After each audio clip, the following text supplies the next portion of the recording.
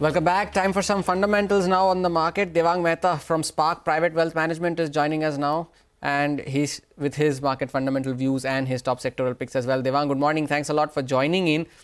What's your call on IT, Devang? I had to ask you this because Oracle Corp overnight posted very good set of results. That's reflecting in the share price of Oracle Financial as well. HCL Tech won a deal yesterday. Wipro won a deal recently as well. But the street still continues to believe that discretionary spending is not picking up on the ground. So is FY25 set to turn out to be yet another dull year for Indian IT? Thanks for having me on the show.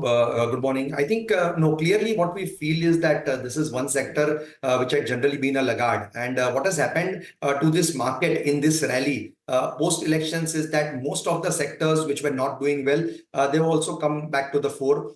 Be it domestic buying, be it a bit of a start of a FI buying, though it can't be said decisively that they are yet buying. But I think most of these businesses were sort of had a good correction, not only in terms of price, but also in terms of valuation. And with deal pipelines improving, with the commentary that we heard in the last quarter was not as pessimistic as during the last entire financial year. So my sense is that most of these stocks are right now at a valuation where they are sort of attractive buys or accumulate at least. I think large cap IT plus mid cap IT, if we see a bit of recovery in the Eurozone, we also see a bit of recovery in US, right? Again, the narrative has changed. If the inflation cools down, probably you are going to see 1 or 2 rate cuts during the year. So I think discretionary spends will tend to improve, but IT seems to be sort of a dark horse, which is now coming back into the reckoning. Right. Devang, I wanted to ask you about the affordable housing push as well. You have mentioned housing is one of the sectors that you are positive on, and the stocks yesterday, all housing related stocks, be it cement, be it housing finance companies, or be it construction companies as well, all of them were surging. And how in yesterday's trading session, well, these are just plans, right? There is a push that they will build 3 crore houses, but who gets what? What is the share? Will the companies even get these orders?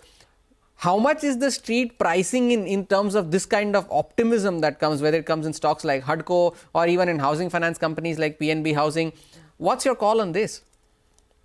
Yeah, I think it's a very good question. See, I think market lost continuity of policies, and I think that the latest cheer in the market, the last 3-4 days, what we have seen is that almost the same ministers have come back, the same council of ministers or the same cabinet is now sort of formed. So mostly, I think the 100-day agenda, the 100-day plan, which is most important for most of the ministries, they are just starting from where they left, right? The important cabinet berths have gone to people who were already part of the top core 4-5 people have just been the same. So the sense one gets here is that housing / capital goods / infra / allied goods, power. I think most of these stories where they were left are still going to continue. Yes, you have to sort of differentiate the men from the boys, the housing finance, the affordable housing push, real estate already doing well, the commercial side doing well, even residential sales have generally been good. If you look at any of the listed builder, they talk about projects getting sold off, even the building materials companies, most of them are coming up with good set of numbers. So some of them are expensive, but the numbers that you've seen from construction / real estate / infra and all this, even building material type of our home improvement companies have been good. So I don't see any sort of a conspiracy theory which should emerge in this sector. Over the next 2-3 years, all businesses should do well. Interesting. And the other business that was the one that is going to get a lot of attention going forward is renewable energy as well, right? There are a lot of these wind turbine generators who have been winning orders left, right and center, be it the likes of Suzlon or Inox Wind. Suzlon, of course, being a turnaround story that it is turning out to be. Do you have a view on this space as a whole? And if you are at the liberty to comment on specific stocks, your views on stocks like Inox Wind and Suzlon as well? I think, yes, the space that you mentioned is one of our favorite in terms of not talking about individual stocks, but energy transition or sort of energy efficiency, productivity improvement. This is one sector which we have sort of liked. We also like power ancillaries. There are companies like Hitachi Energy, which has been our sort of top portfolio stock in most of our client portfolios. We also favor a lot of capital good companies like Siemens and all who work very closely with this type of sectors. There are also companies in the sectors like motion management, right? Most of the people talk about bearings, but there are companies in the motion management space, engineering space, which also work with a lot of this type of companies into energy transition. So my sense is that the entire space now, it's time that you don't buy everything and anything, but you have to be very selective when you talk about energy transition. As I talked about companies like Hitachi Energy, which specializes and has huge market shares. See, this size of the opportunity of this industry is huge. You have to find out companies which have good market share, the companies which have good margin of safety, and which are sort of not trading at any. It's not a story. There are numbers which are backing this. Not a story, but numbers that are backing it. Interesting there, Devang. But I wanted to shift focus to metals, Devang, because metals have been pretty volatile over the last month and a half. The month of May throughout, we saw a sharp rally in most of the global commodity prices. Now they are seeing a bit of a cool off from those levels. On most occasions, metals are not more than just a tactical play or a trading opportunity. There has not been a broad long-term consensus over, okay, metals is the space to be in for the next 2, 3, 5 years. Is that view emerging now, Devang, or do you still continue to believe that it's just no more than a tactical play? See, honestly, this time, I hate to say that, but this time it's sort of different because most of these metal companies have seen one good rise in demand.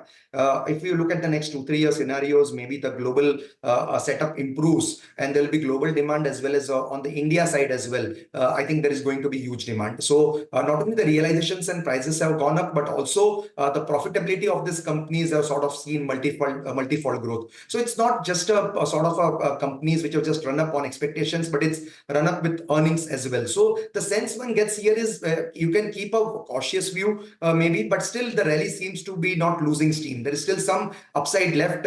It's sort of, though you can call it a tactical call, but this time it's got a more structural legs to it. And for the next 1.5, 2 years, I think there's not much to worry on this front as well. What about pharma, Devang? Because it's unlike a lot of other sectors, which, okay, a housing finance company is known for housing finance, but pharma as a sector, there are so many different companies that specialize in so many different things. How do you differentiate among these pharma companies? Because you can't really paint the entire sector with one brush. Is there a space within pharma that you prefer, say the contract manufacturers or the ones that export more to the US markets? What's your view on that?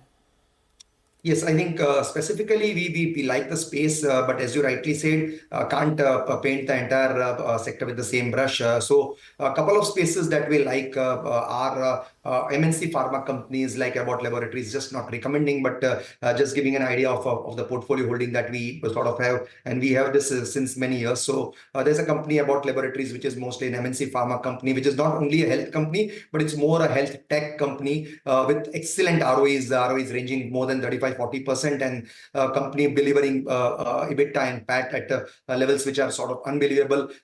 This company works with a negative working capital cycle. So again, a huge advantage with free cash flow. So these are companies one should sort of take care. There is another innovator, which is a very small company like a Govt Bioscience, which can't be also termed as a pure play pharma, but gets into a lot of innovation mode and 4-5 products probably right now, which are finding excellent space in the new world, which is more an innovator space rather than a normal pharma type of a company. So I think this type of bets are very core type of companies is where we set our sights onto rather than getting into anything and everything in pharma.